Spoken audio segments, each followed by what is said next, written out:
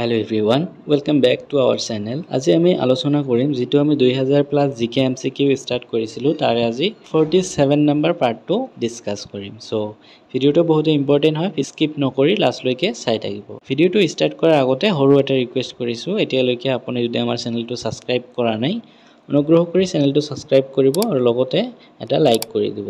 আৰু আপুনি যদি ফেসবুকৰ পৰা চাই আছে তেন্তে ফেসবুক পেজটো ফলো কৰি ল'ব। সো তেনেহলে বেছি দেৰি নকৰাকৈ আজিৰ ভিডিওটো স্টাৰ্ট কৰিছো। সো আজিৰ ভিডিওৰ ফাৰ্স্ট কোৱেশ্চনটো আছে which politician is also known as iron man of Assam.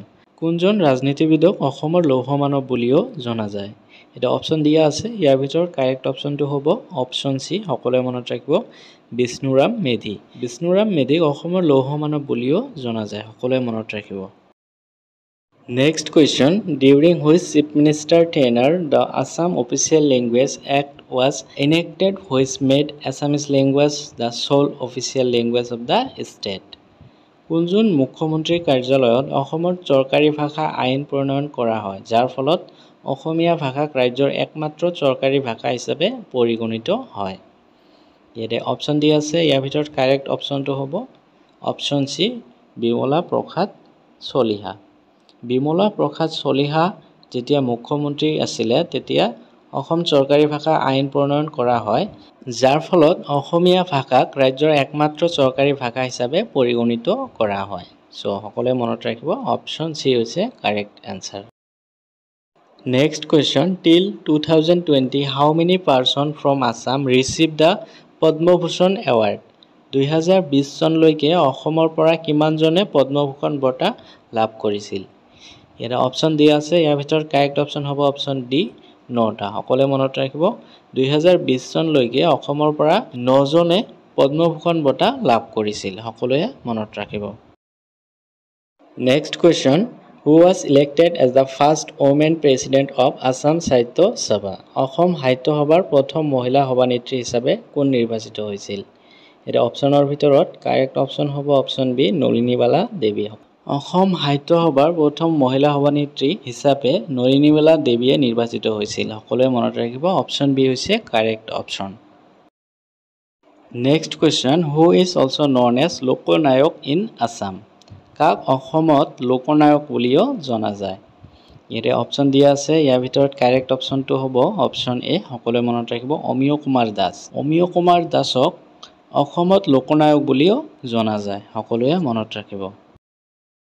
Next question আছে, Bhupen Hazarika won his first Padma Award Padma Shri in the year? Bhupen হাজৰিকাই কোন বছৰত প্ৰথমবাৰৰ বাবে পদ্ম বঁটা পদ্মশ্ৰী লাভ কৰে? ইয়াতে অপচন কেইটাৰ ভিতৰত কাৰেক্ট অপচন হ'ব অপচন বি 1977। 1977 চনত ভূপেন হাজৰিকাই প্ৰথমবাৰৰ বাবে পদ্ম বঁটা বা পদ্মশ্ৰী বঁটা লাভ কৰে, সকলোৱে মনত ৰাখিব। Next question, which Assamese social worker has been awarded with Jamnalal Bajaj Award in the year 1981? কোনজন অসমীয়া সমাজকৰ্মীক 1981 চনত জামনালাল বাজাজ বঁটাৰে সন্মানিত কৰা হয়? ইয়াতে অপচন কেইটাৰ ভিতৰত কাৰেক্ট অপচন হ'ব অপচন ডি অমলপ্ৰভা দাস, সকলোৱে মনত ৰাখিব অমলপ্ৰভা দাস অসমীয়া সমাজকৰ্মীক 1981 চনত জামনালাল বাজাজ বঁটাৰে সন্মানিত কৰা হৈছে, সকলোৱে মনত ৰাখিব, পাহৰি নাযাব।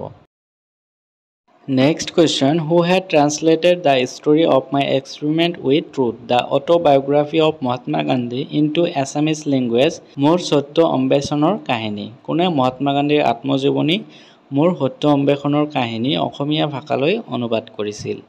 এটা চাৰিটা অপচন দিয়া আছে, ইয়াৰ ভিতৰত কাৰেক্ট অপচনটো হ'ব অপচন সি, সকলোৱে মনত ৰাখিব অমিয় কুমাৰ দাস। অমিয় কুমাৰ দাসে মহাত্মা গান্ধীৰ আত্মজীৱনী মোৰ সত্য অন্বেষণৰ কাহিনী অসমীয়া ভাষালৈ অনুবাদ কৰিছিল, সকলোৱে মনত ৰাখিব, পাহৰি নাযাব। Next question, which independent activist is also known as তেগবীৰ? কোনজন নিৰ্দলীয় কৰ্মীক তেগবীৰ বুলিও জনা যায়?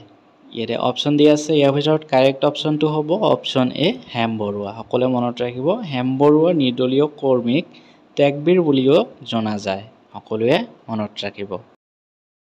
Next question, what is the rank of Assam in the Ease of Doing Business released by the Union Finance Minister? কেন্দ্ৰীয় বিত্ত মন্ত্ৰীয়ে প্ৰকাশ কৰা ইজ অফ ডুইং বিজনেছত অসমৰ ৰেংক কিমান ইয়াতে অপশ্যন দিয়া আছে ইয়াৰ ভিতৰত কাৰেক্ট অপশ্যনটো হ'ব অপশ্যন এ 15 কেন্দ্ৰীয় বিত্তমন্ত্ৰীয়ে প্ৰকাশ কৰা ইজ অফ ডুইং বিজনেছত অসমৰ ৰেংক হৈছে 15 2019 অনুসৰি 2019 চন অনুসৰি 15 ৰেংক সকলোৱে মনত ৰাখিব Next question, as per the data released by National Statistical Office, what is the literacy percentage of Assam? National Statistical প্ৰকাশ কৰা তথ্য অনুসৰি কাৰ্যালয় অসমৰ সাক্ষৰতাৰ শতকৰা হাৰ কিমান? ইয়াৰে অপশ্যন কেইটাৰ ভিতৰত কাৰেক্ট অপশ্যন হ'ব অপশ্যন বি 85.9%. নেশ্যনেল ষ্টেটিষ্টিকেল প্ৰকাশ কৰা তথ্য অনুসৰি কাৰ্যালয়ৰ অসমৰ সাক্ষৰতাৰ শতকৰা হাৰ হৈছে 85.9%. সকলোৱে মনত ৰাখিব Next question, what is the rank of Assam in India in literacy as per National Statistical Office report released in 2020? 2020 চনত প্ৰকাশিত ৰাষ্ট্ৰীয় পৰিসংখ্যা কাৰ্যালয়ৰ প্ৰতিবেদন অনুসৰি সাক্ষৰতাৰ ক্ষেত্ৰত ভাৰতত অসমৰ স্থান কি ইয়াতে অপশ্যন কেইটাৰ ভিতৰত কাৰেক্ট অপশ্যন হ'ব অপশ্যন বি 5th 2020 চনত প্ৰকাশিত ৰাষ্ট্ৰীয় পৰিসংখ্যা কাৰ্যালয়ৰ প্ৰতিবেদন অনুসৰি সাক্ষৰতাৰ ক্ষেত্ৰত ভাৰতত অসমৰ স্থান হৈছে 5 নম্বৰত সকলোৱে মনত ৰাখিব অপশ্যন বি হৈছে correct answer Next question, the film Hastir Konna was made on the life and works of Hastir Konna ছবিখন কাৰ জীৱন আৰু কৰ্মৰাজিৰ ওপৰত নিৰ্মাণ কৰা হৈছিল এটা অপশ্যন দিয়া আছে ইয়াৰ ভিতৰত কাৰেক্ট অপশ্যনটো হ'ব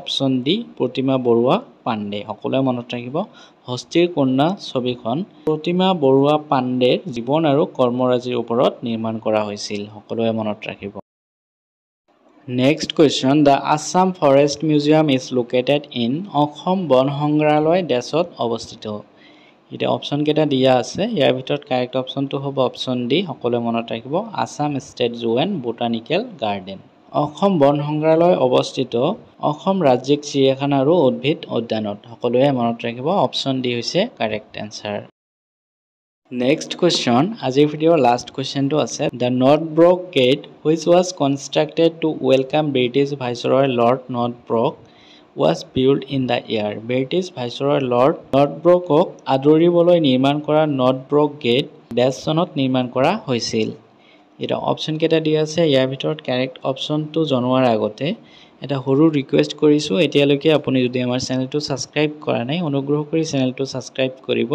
আৰু লগতে আপোনাৰ বন্ধু-বান্ধৱীৰ সৈতেও শেয়াৰ কৰি দিব আৰু আপুনি যদি ফেসবুকৰ পৰা চাই আছে তেন্তে ফেসবুক পেজটো ফলো কৰি ল'ব সো ইয়াৰ কাৰেক্ট অপশ্যনটো হ'ব অপশ্যন সি 1874 ব্ৰিটিছ ভাইসৰয় লৰ্ড নৰ্থব্ৰুকক আদৰিবলৈ নিৰ্মাণ কৰা নৰ্থব্ৰুক গেট 1874 চনত নিৰ্মাণ কৰা হৈছিল সকলোৱে মনত ৰাখিব সো আজিলৈকে ইমানে ভিডিওটো যদি ভাল পাইছে তেন্তে লাইক কৰিব কমেন্ট কৰিব আৰু শেয়াৰ কৰিবলৈ নাপাহৰিব আৰু আপুনি যদি আগৰ পাৰ্ট কেইটা এতিয়ালৈকে চোৱা নাই তেন্তে ডেসক্ৰিপচনত প্লেলিষ্টৰ লিংক দিয়া আছে তাতে ক্লিক কৰি সকলোবোৰ ভিডিও চাই ল'ব পাৰে সো আজিলৈকে ইমানেই থ্যাঙ্কস ফৰ ওয়াচিং